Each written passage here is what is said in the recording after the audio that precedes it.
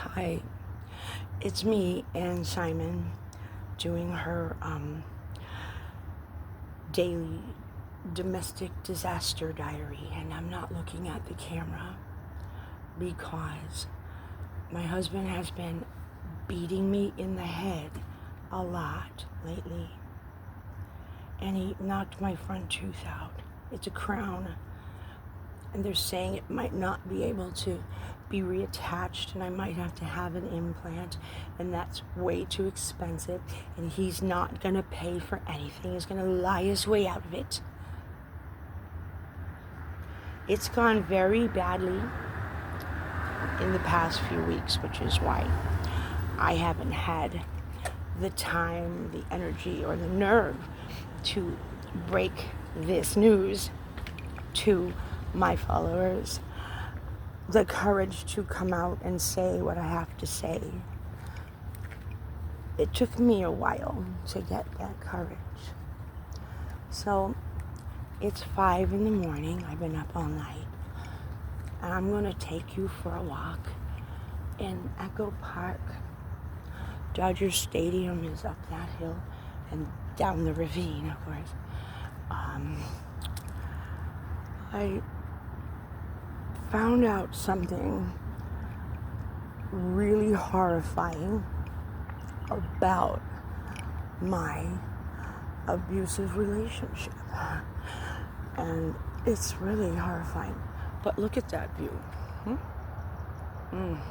That's downtown LA.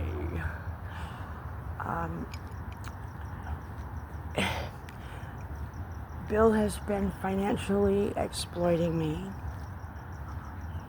You don't know, so let me tell you how this all began and how it's ending. It was a bait and switch job offer.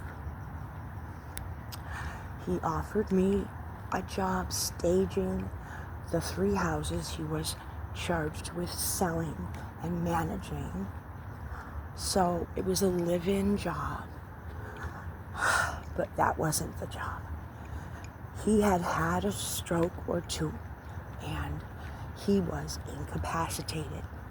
He needed IHHS, with his in-home health services, but he wanted a live-in sex slave. So I soon realized he wasn't lifting a finger to do any housework. I didn't sign on as a full-time housekeeper. Soon I was working 16-hour days, never had a day off, never had a vacation, paid me shit, stole it all back. 2 years later, he's not paying me at all, promising to marry me, convincing me through his good side. He's Dr. Jekyll, Mr. Hyde. He has a good side and a Jack Nicholson side. And he convinced me he loved me. When he was being nice to me, I believed it. But then he was horribly abusive, trying to kill me, strangle me, punch me in the head, stick forks in my head. That was very painful. Financially exploiting me by not paying me enough, hardly at all, and then not paying me at all. Taking away all of my privileges. It was supposed to be room and board and pay. And so he stopped buying my food. And then he started sabotaging every aspect of my life by doing a premeditated, very well calculated, coast to coast smear campaign, writing letters and emails to people all over the United States that I knew or that knew me, to defame me, including my children and my family. And people believed him. He's very convincing. So I did fall in love with him because at my age, I wanted to be married. I wanted to be in love. I knew there was something horribly wrong with the relationship, with him extremely mentally ill. And towards the end, which was a couple weeks ago, it came to a head. He kept throwing me in jail, and then he got a restraining order on me, And he thought that was a good way to evict me from his life. He brought in another woman the same day in my bed. Had me banned from my house. He's always taken me right back when he had me thrown in jail, always. And I didn't have anywhere to go. I couldn't check into a hotel because he deprived me by stealing my ID, my passport, not allowing me to have a bank account. So I don't have a debit card. I don't have ID. I couldn't check into a hotel. I had to sleep in the park on the cold, hard ground. Very dangerous. He endangered my life by throwing me out, literally, into the street. Well, soon thereafter, I got him back. I had him arrested and thrown out of the house. And he and his new lady friend, they went and got a motel somewhere, I guess. He just abandoned me, okay? But before he did that, since I didn't have a bank account, Social Security sent me a letter saying that I had to have my Social Security check automatically deposited into a bank account. So I said, well, Bill, I've got to open a bank account, but every time I try, it won't work. They won't let me. I didn't know all this, but a ways back, Bill had stolen my ID with a friend of his. She racked up thousands and thousands of dollars in charges, ruined my credit, so I had a freeze put on at Experian. So that stopped me from getting a bank account, but I didn't realize that for many months. In the meantime, I had my Social Security check put into one of his LLCs. He opens up LLCs every other day to make sure that if he ever does get any money, that I'm not going to get any of it. Can't get my hands on it. That's what he thinks. Doesn't understand anything about spousal rights and community property. Okay, so I told him the only way I'm going to do this, though, Bill, is if I open up an online banking so I can watch my money every day and make sure it stays in there. He said, no. Well, I did it anyway. Okay. Then I didn't check it for a while, and I told him I was going to check it and asked him, why don't you show me the statements? The statements come every month. I should see those statements. And he got real mad and said, fuck you, blah, blah, blah. You're never going to see your money again. I took it. And I have all of these conversations on tape, and he knows I've been taping him for years. I was a little worried, but I figured all this is very documentable, easy to prove that he stole my money. And I asked him to start paying it back, and he sort of indicated that he probably would, but maybe not. And I didn't want to go press charges because then he would take revenge in very ugly ways. So I waited for him to maybe pay me back, and he didn't. And then all of a sudden, he conspires with this other woman, his IHHS worker. He finally got one because I insisted. Well, this lady's been seducing him for 6 years, the whole time I've known him. He bought her house in Beverly Hills a ways back, just before I met him. And she's old, she's fat, she's ugly, but she has money. And he's now borrowing from her and letting her support him and all this. He's using her for her money, just like he used me. And when I realized that he wasn't letting me have my money, he was stealing not only my wages, but my actual income from Social Security. I'm like, this is some kind of bondage. This is some kind of slavery. I never heard of this term, but I started Googling around, and I realized that I've been trafficked. I've been in the hands of a labor trafficker. And all of the elements of the crime have been fulfilled, and then some, by William J.Leyton, my husband. I'm in shock that I could let myself get sucked in for such a length of time. So I started calling around to important people in law enforcement, the FBI, the city attorney, the district attorney, the attorney general. LAPD's out of the question.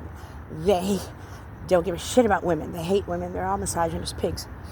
So finally the sheriff's department told me he couldn't help me because my crime happened in LA. Well, you're the LA Sheriff's Department. What do you mean you can't help me? You're in the human trafficking, bureau, the head of it. Yes, but since it happened in LA, we're right down here, right downtown LA, but we don't help anybody in LA. That's a fucking ridiculous. So he put me in touch with an LAPD human trafficker officer, Detective Ruiz. I called him a week ago, told him about my plight. He said he'd talk to me in about a week, which was today.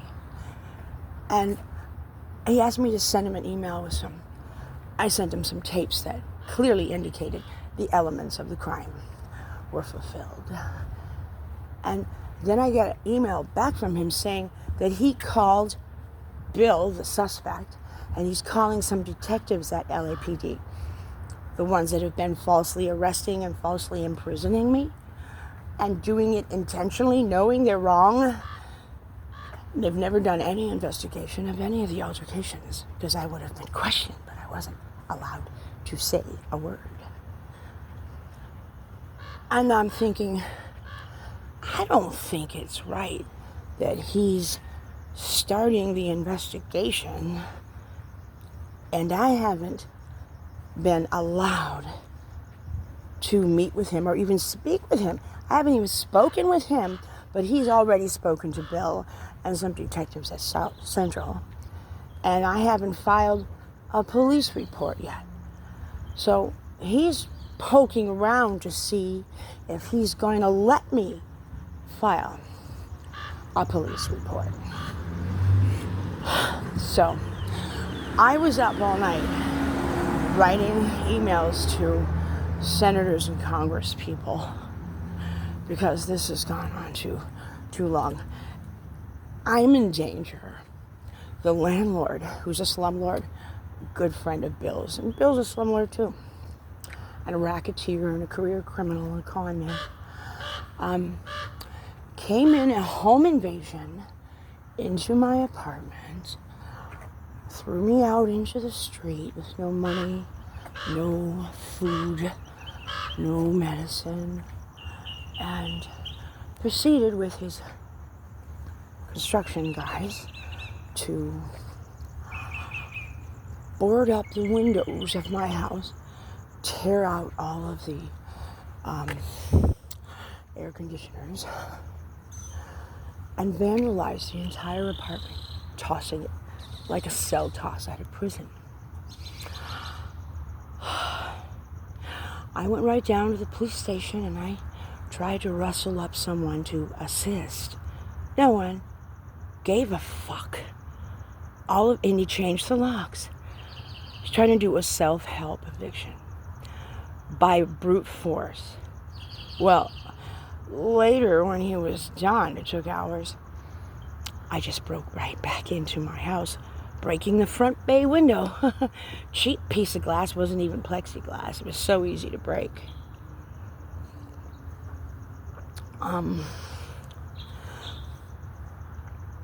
So I requested a personal meeting with my senator, Gomez, and I wrote him, the story in a brief email. I said, I don't know what the landlord's going to do next. I've heard he has killed a tenant before. I know this because Bill has told me, since he's a JD was, he could have been a lawyer, but he's a criminal instead, that Don Toy, the landlord, slumlord of my building, came to him once years ago to say that he had killed someone and he needed a recommendation to a good attorney for capital crimes. So I'm in danger and I'm not going to leave my apartment unless they put me in the witness protection program. I just need somebody to take me seriously and protect me from all this.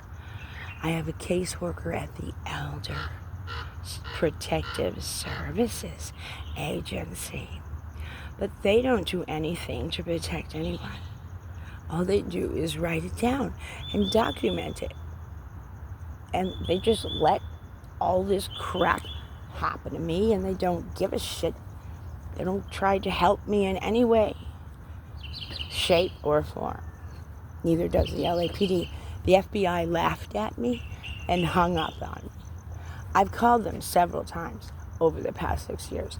I've come in contact with the LAPD many times over the past 6 years. And I have told them I'm in an involuntary servitude bondage type of relationship, and I'm being seriously abused. And I've been kidnapped twice. They laughed at me too. They said, we saw you had a door and it wasn't locked, so you could walk out anytime you wanted. I said, I didn't know this at the time, but traffickers, human traffickers, labor traffickers, they make sure you don't have your money or your ID or any means to leave. Knowing I don't have friends or family, and he's kept me completely isolated from all human contact, except maybe the checkout lady at the grocery store, I can't possibly survive without my pay, That's why people work for a living. So he's stolen over $200,000 of my pay and other monies. And that basically means that I've been supporting him. I've been paying the rent for the last 6 years, not him. He's been paying it with my money instead of paying me. How about that? Now he says he's going in for a heart operation to have a bypass. Well, I said, please don't die before I get to sue you, because I really need to collect. Just, don't do that to me on top of everything else.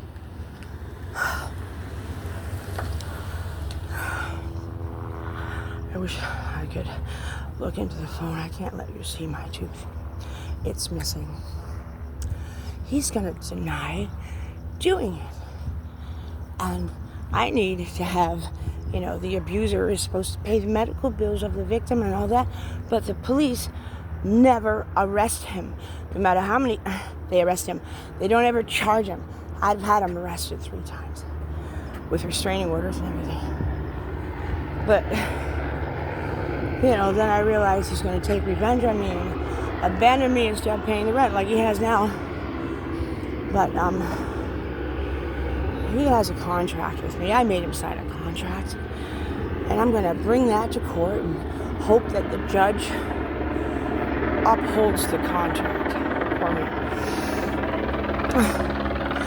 Because, people base their whole lives and all their decisions on contractual agreements with other people. I'm counting on that being legally binding. That's all for now. I could barely find the courage to come forward and tell this side of the story. It's been atrocious. A real heart-wrenching, barely survivable type of disappointment.